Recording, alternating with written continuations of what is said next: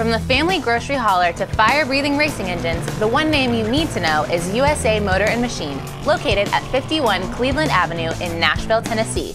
Give them a call at 615-726-3725 or at usamotorandmachine.com. Talkapolis, the social media TV network for your city.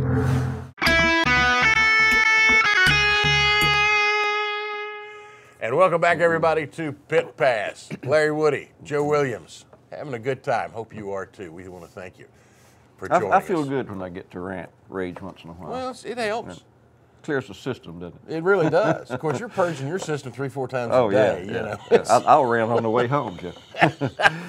But the next one is one of our favorites. Yeah, here comes a rant for you.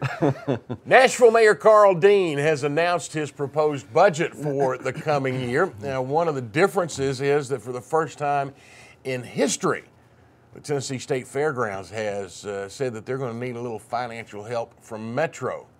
This is after 50 years they've asked for some help. And Metro's response is no. Yeah. Matter of fact, keep in touch. Yeah. Good Give luck. us a call. Yeah.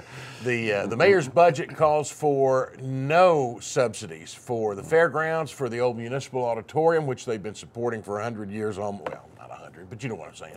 And the farmers market, which they've been pouring money into for years. The budget director, Rich Riebling, who is a former chairman of the Tennessee State Fair Board and put into place many of the reforms that have led to the rainy day fund not existing for the State Fair Board anymore, says that the reason for this is to force these entities, hopefully, into being more creative in generating revenue. Larry, two thoughts on that one. First off, if the State Fair and Farmers Market and the Municipal Auditorium do not receive any kind of assistance or subsidy from Metro, then I assume that I missed somewhere in the budget where we are removing the subsidies for LP Field and for Bridgestone Arena, which is in the millions of dollars. And for all these silly statues that keeps springing up around the city. Our silver mockingbird in Shelby Park for I haven't figured that one out. Or whatever. You're right, and the budget I think is about 1.8 million. It represents almost a billion. Represents almost a 6% increase. That's a whole lot of no tax increase unless it's something that was cleverly disguised, like the no property tax increase a few years ago, and I get my property tax bill that's $500 more. I inquired, well, we didn't increase the property rate, we increased the appraisal value of your home. So I didn't realize I lived in a mansion, but I was tough. But anyway, point being, they seem to be able to find money for everything else. As I say, this is almost a 6% increase in the budget, but yet they can't find a few bucks for the fairgrounds, and it's almost insulting, Joe, when that they consider the taxpayer this gullible or naive or whatever. It's no secret they don't like, the administration doesn't like the fairgrounds, any of the events, stock car racing, flea markets, Christmas Village, any of that stuff, the outdoor shows and that kind of stuff, the Bubba stuff that you and I like, and a whole lot of taxpayers like. They can't find a few crumbs to throw out there, but they can increase a $1.8 million budget by almost 6% and have plenty of money for everything else. And I agree with Rich and the mayor on one thing, that some of these places should find out how to, in other words, be more creative and make do for less or for the same amount they had last year. My problem is, I think all departments and everybody should have to do the same thing that they expect the fairgrounds to do, cut back or at least hold the line on expenses, but they don't. Everybody else is getting increases, and yet they can't even give anything, nothing, not even a few crumbs for the fairgrounds. Part of this problem, too, belongs in the hands of the Tennessee State Fairgrounds. On several occasions over the past 18 to 24 months, they have taken a lower bid. They have left money on the table.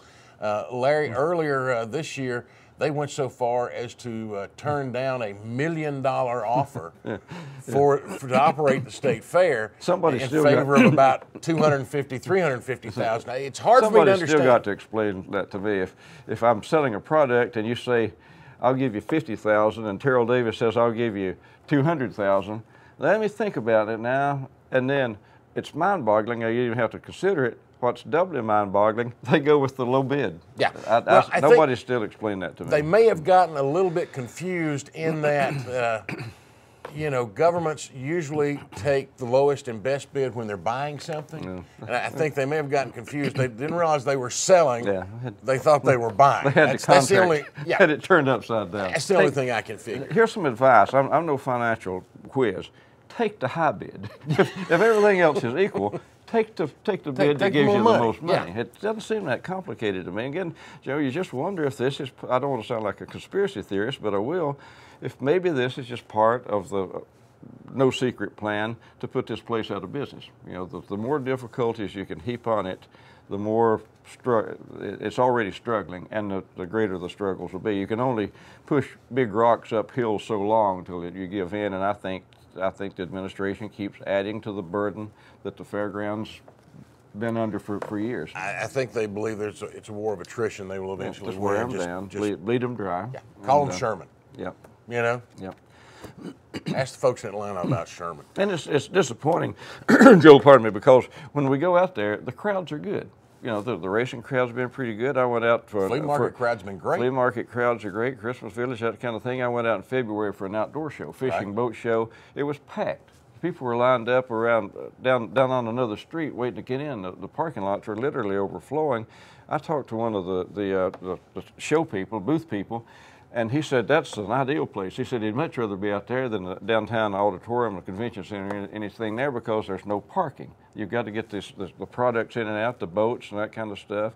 He said it's just a nightmare downtown. He said the fairgrounds is ideal for those kinds of conventions where you got big ticket items, trailers, boats, that kind of thing, plenty of parking, and it's just perfect for what they're doing. And yet the city seems to be determined to do away with it. I just don't understand it. You know, it's a good point. I wonder, I did not get a chance to see, I wonder what the subsidy is for the debt service and operation and opening of the new Music City Convention Center.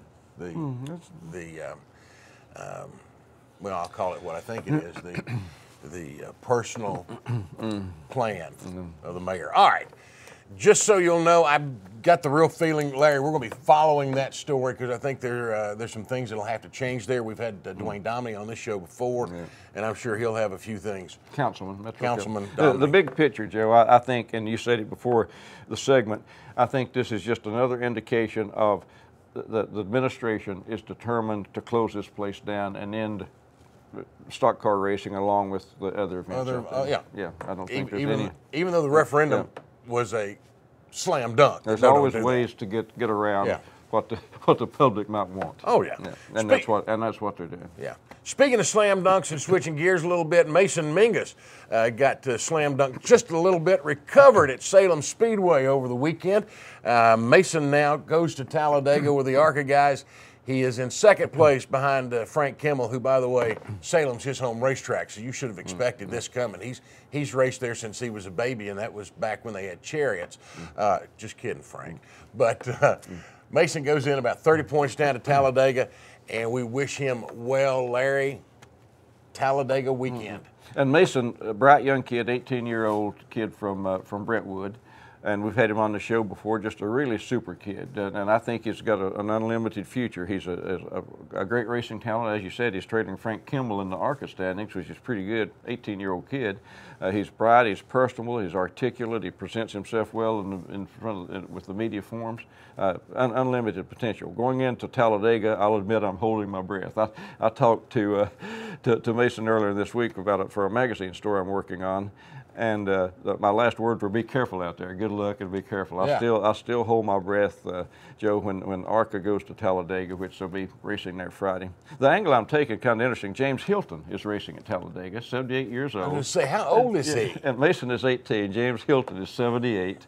Races like a teenager, is late for a prom date. Yeah. But what a great story. I'm doing a magazine profile of him, talked to Hilton. And Hilton's one cup win was at Talladega, wasn't He's won two, and his big one was at Talladega, Talladega 500, I think 71, 72, somewhere along there. And interestingly enough, he beat Darrell Waltrip. Waltrip was dominating that day and went out with a blown engine, and that opened the door for Hilton's biggest win. I talked to Darrell. He said there's even more collection out. When Darrell moved up from the Fairgrounds to the Cup, he wanted 48. He had his old Fairgrounds number was 48. That was Hilton's number. He wanted to take 48 to the Cup. Hilton had it and said, nope, I'm not giving it to you. And Daryl said, what a stubborn old coot.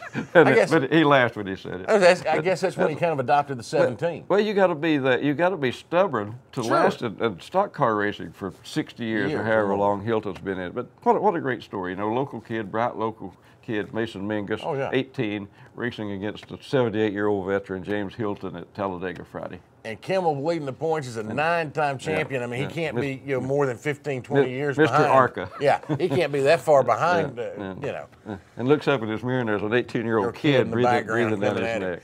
Talladega will be interesting for the ARCA guys because on the big races at Talladega, Daytona, Charlotte, these kind of places, you get a lot of folks who show up, and that's all they do is race 4 or 5 races a year, and they go to the big shows. And Larry, they're pretty well funded for 3 or 4 races, and hope you can get a pretty good payday out of it.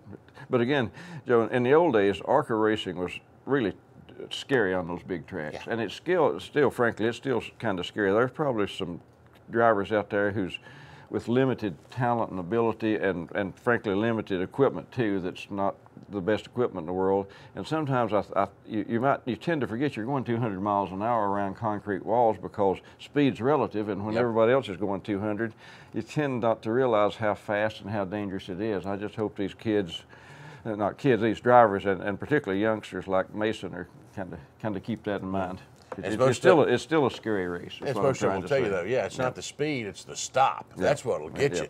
Now, speaking of stops, real quick, Larry, we talked some about Richmond, and you got a lot of folks that went beating and banging, rubbing and nudging on each other. And we go from a short track to the biggest track in the series. Larry, these guys, fortunately, I hope, have enough sense to know that when everybody gets payback eventually, but this ain't the week to be thinking about it. This is no time for Tony Stewart's silly pushing and shoving. I remember I talked to Jeff Burton years ago. I was at Talladega doing a story about just what you said, the white knuckle racing. Jeff Burton, Joe, said Talladega is the one race he goes into where he has trouble sleeping at night. And Jeff Burton's race, of course, you know, for years and years, and on every track in the circuit, Talladega is the one track that keeps Jeff awake. I thought that was pretty. I've always remembered that when Talladega comes up. An old veteran like Jeff Burton, and he still gets the Talladega jitters. I think that's enough said right there. That kind of sets up the weekend. It'll be a fun weekend to watch. Tell you what, we'll come back, wrap this up with talk about the local racetrack here in the area, Highland Rim, and what they've got going. Rained out last week, but more up their sleeve. Stay with us. We'll come back. The Highland Rim jitters. Yeah.